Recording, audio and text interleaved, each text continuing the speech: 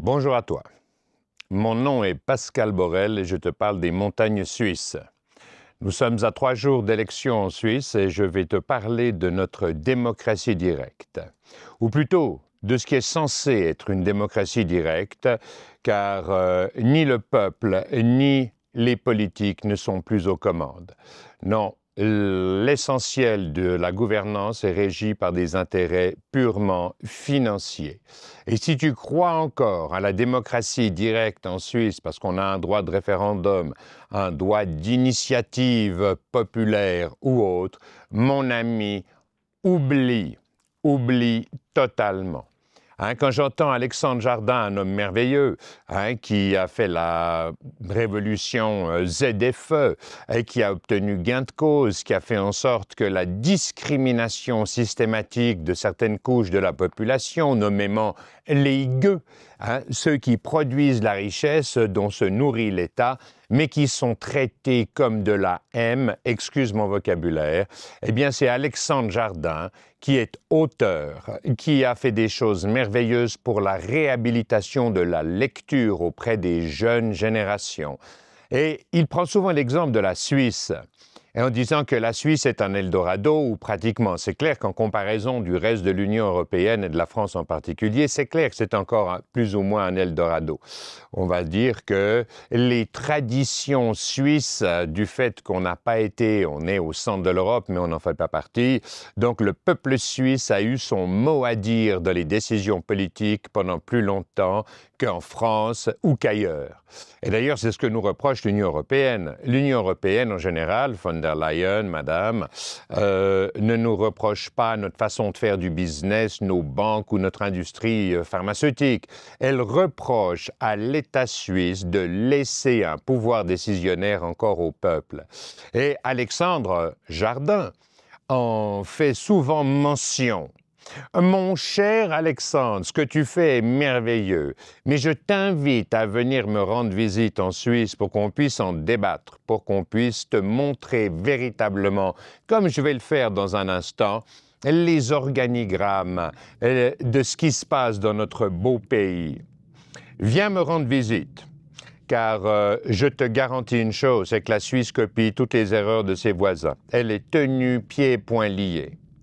Et les politiques suisses sont comme les politiques européens. Ils sont faibles, ils sont sans projet, ils sont soumis au privé, entre guillemets. C'est-à-dire que c'est l'économie privée qui mène la danse. Nos politiciens ne décident plus de rien, comme le peuple ne décide plus de rien, car nous n'avons aucune visibilité, aucune transparence. Notre perception de l'environnement est biaisée de façon systématique. Même les médias ne nous aident plus. Regarde, s'il te plaît, le diagramme qui est donc sur le côté de l'image et comprends, s'il te plaît.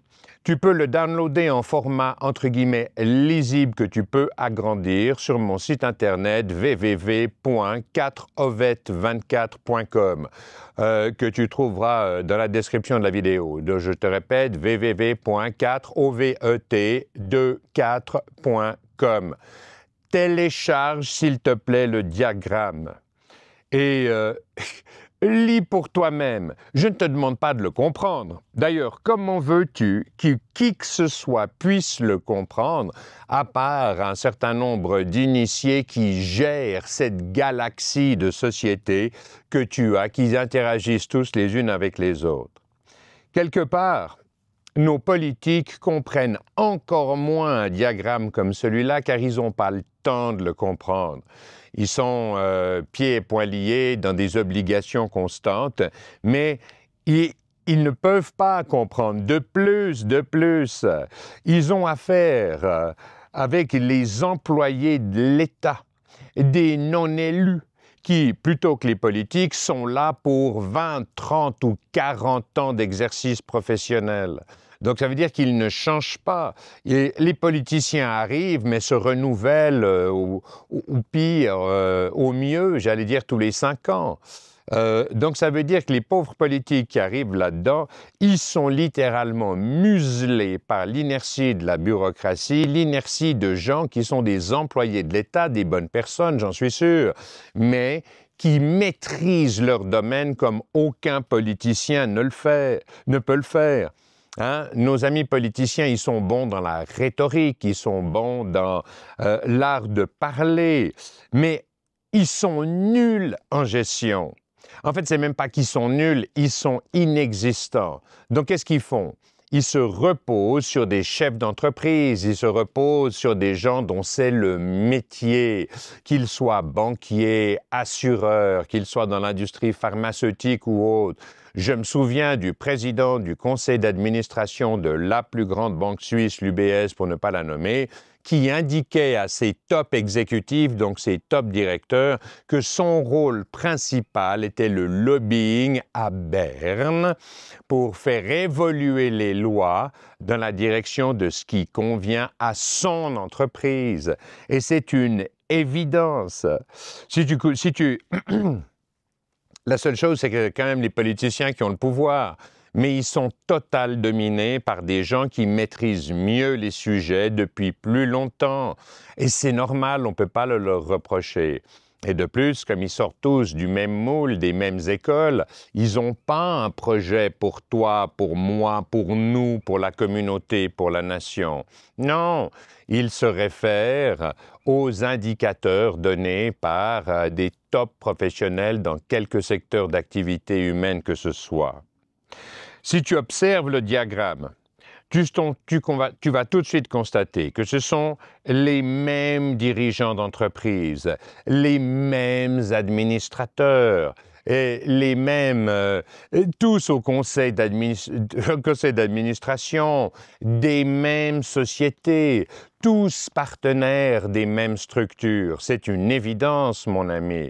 Donc, ça veut dire que c'est une sorte de copinage, en fait. On se grignote la biscotte entre copains.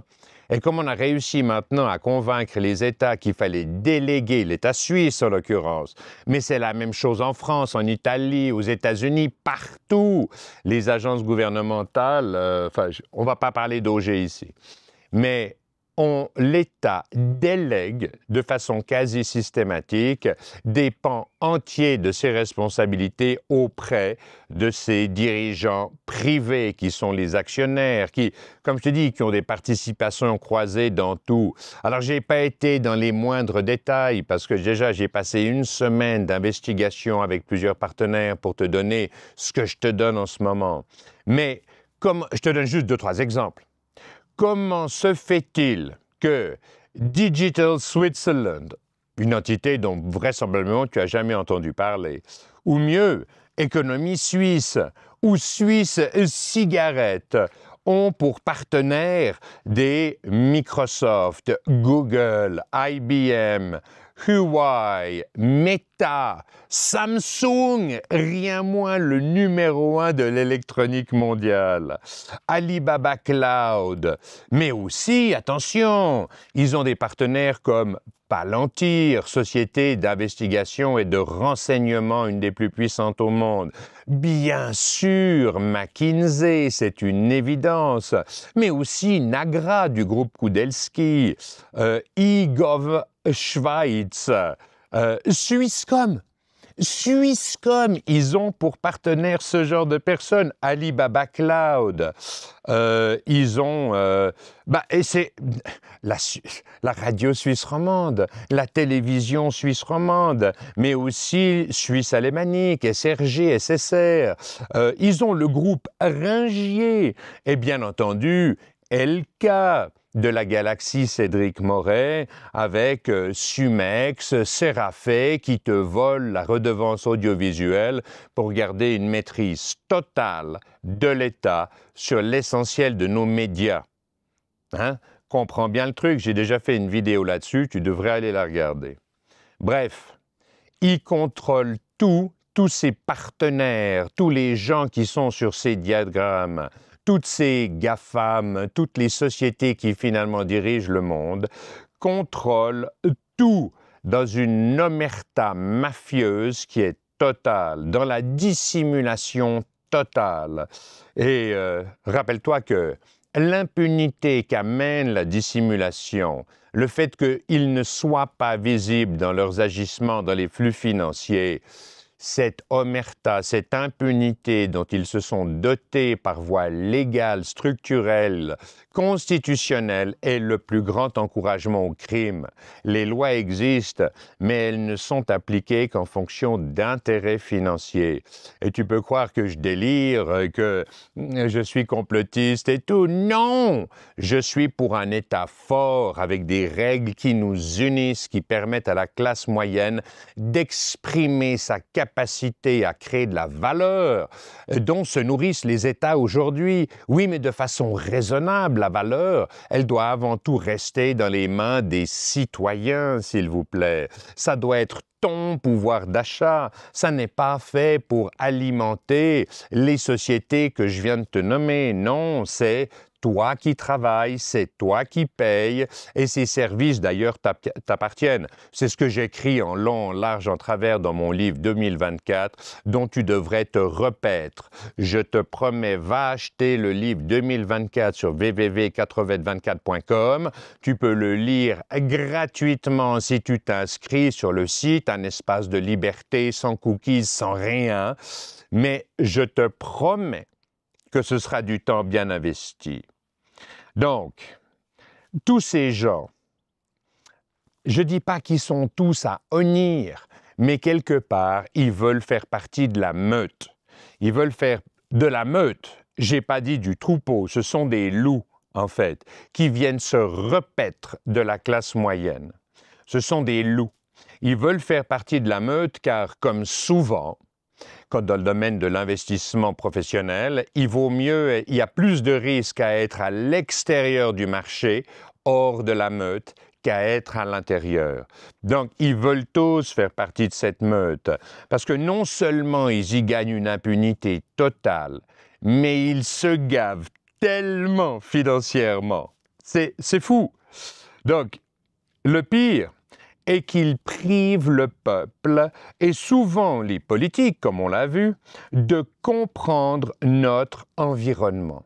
Simplement de comprendre l'environnement. Mais comment peux-tu espérer te comporter de façon juste dans un environnement que tu ne connais pas, qui nous est caché, mais pire, qui nous est présenté comme bienveillant, alors que dirigé par des intérêts financiers pour finalement te voler la valeur de ton travail par tous les moyens possibles et imaginables. Ça peut être les taxes directes, indirectes, l'inflation, la dette, et maintenant, les sociétés privées qui ont compris que c'était une vache à lait, mais extraordinaire, utilisent un business model qui leur permet de drainer vers eux des impôts obligatoires, obligatoires par l'État. Et non, je te dis, c'est fou. Donc, c'est en fait un combat, mon ami, c'est un combat, et je te l'ai décrit ici. C'est un combat entre ceux qui te décrivent un environnement et qui se sont dotés des moyens nécessaires pour que tu y crois, alors que ton environnement est complètement différent. Tu ne peux donc pas avoir une réponse adaptée à la réalité de ton environnement. Et finalement, tout ce travail que je fais,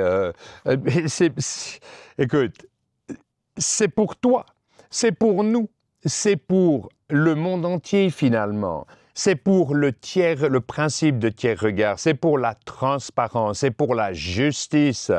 Hein? C'est pour faire considérer les citoyens comme autre chose que des gueux, comme autre chose que des vaches à lait. Et je reprends l'exemple d'Alexandre Jardin, encore une fois, qu'il a édité un livre qui s'appelle « Les gueux » que je t'encourage à lire. C'est un petit livre et tu peux le lire avec une extrême facilité. Donc, là, je t'ai parlé de quelques gros acteurs de l'économie. Hein. Je t'ai cité quelques personnes, mais je n'ai pas vraiment mentionné la presse. La presse, mon ami. Entre autres, par exemple, le groupe Ringier, qui apparaît un peu moins dans le tableau que je viens de te faire parvenir. Ah, peut-être que M. Marc Balder est un peu plus près de ses sous, qui veut plus de discrétion, parce qu'il sent que, malgré tout, la presse, c'est la presse. Donc, il y a un devoir d'éthique peut-être là derrière, et il en est encore un peu imprégné, notre ami. Mais je te parle de la SSR, de la RTS, de journaux qui obéissent à une ligne éditoriale. C'est des gens qui non seulement sont payés en bonne partie par tes impôts, par la redevance audiovisuelle, mais l'éthique la plus élémentaire serait qu'ils l'annoncent, mais qu'ils l'annoncent immédiatement. Ils sont pour l'EID pour des raisons et qui viennent développer leur argumentaire, mais au moins qu'ils te l'annoncent, qu'ils te disent non seulement nous sommes pour l'EID, mais nous avons été payés par cette galaxie de sociétés qui se repaît à terme de ce que ça va rapporter. Donc, je te dis que la presse l'annonce, mais en fait, soyons clairs, un grand nombre de personnes dans les populations suisses, françaises, européennes, américaines, chinoises et indiennes se rendent compte d'un grand nombre de choses. Le consensus populaire, il est là pour tous les gens qui ont encore une vague honnêteté intellectuelle, ou plutôt, je dirais, je ne veux pas être insultant, mais qui se rendent compte de l'environnement dans lequel ils sont. Mais le problème, c'est que on n'a pas de réforme car il n'y a pas de visibilité. La volonté populaire, encore une fois, elle est là, mais sans principe de tiers regard donné au peuple, eh bien, le comportement du peuple n'est pas adapté à l'environnement réel dans lequel il évolue. En fait, c'est encore une fois, dissimulation, c'est de la manipulation.